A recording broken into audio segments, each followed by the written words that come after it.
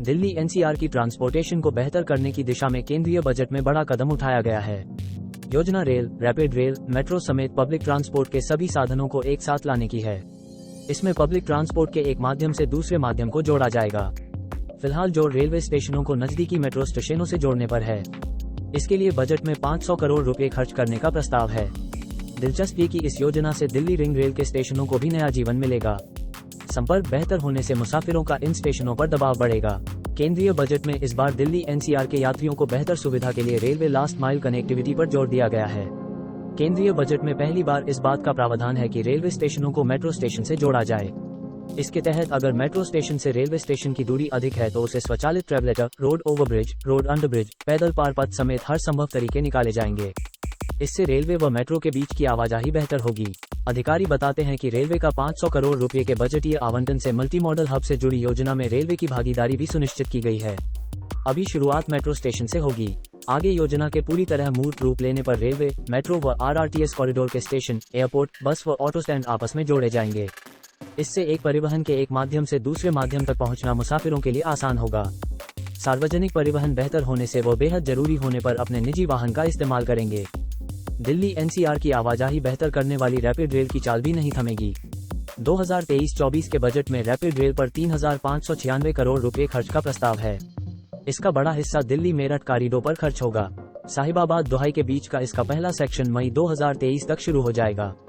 वहीं दोहाई मेरठ के बीच का दूसरा हिस्सा नए साल पर चालू होगा, जबकि दिल्ली साहिबाबाद के हिस्से पर रैपिड रेल 2025 तक दौड़ने लगेगी। National capital region transport corporation (NCRTC) के वरिष्ठ अधिकारी मानते हैं कि इस बार का बजट आवंटन दिल्ली मेरठ के बीच निर्माणाधीन आरआरटीएस कॉरिडोर की जरूरतों की पूरा करेगा। एनसीआरटीसी की प्राथमिकता में भी अभी यही कॉरिडोर है। वहीं दिल्ली गुरुग्राम एनएनबी कॉरिडोर पर सेवाओं की शिफ्ट का काम चल रहा है। दिल्ली, हरियाणा व राजस्थान की राज्य सरकार ने इसके डीपीआर को मंजूरी दे दी है। फिलहाल इसका प्रस्ताव केंद्र सरकार के पास है। मंजूरी मिलने के बाद करीब 107 किलोमीटर लंबे कॉरिडोर के जमीनी स्तर पर काम शुरू होगा। वहीं दिल्ली पानीपत कॉरिडोर के लिए दिल्ली सरकार की मंजूरी का इंतजार है। आरआरटीएस ट्रैक को 180 किलोमीटर प्रति घंटे की रफ्तार के लिए डिजाइन किया गया है, जबकि इस पर चलने वाली रैपिड रेल की चाल 160 किलोमीटर प्रति घंटे होगी। देश में अपनी तरह की पहली परियोजना के तहत दिल्ली एनसीआर में 3 ट्रैक बनने हैं।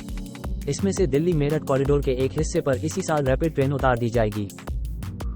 देश के पहले 82 किलोमीटर लंबे आरआरटीएस कॉरिडोर यानी दिल्ली गाजियाबाद मेरठ कॉरिडोर का निर्माण कार्य तेजी से चल रहा है।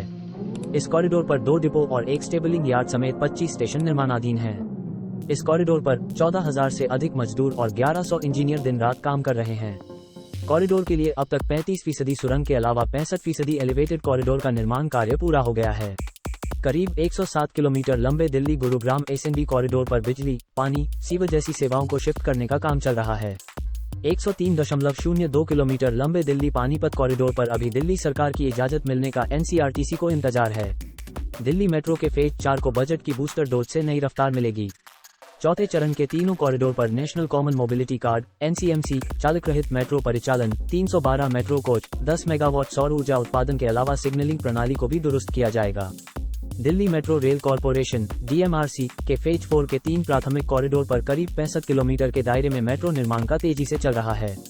सभी स्टेशनों पर पहले दिन से ही एनसीएमसी की सुविधा मुहैया होगी, जबकि नई तकनीक पर आधारित चालक रहित मेट्रो भी कॉरिडोर की अलग पहचान होगी।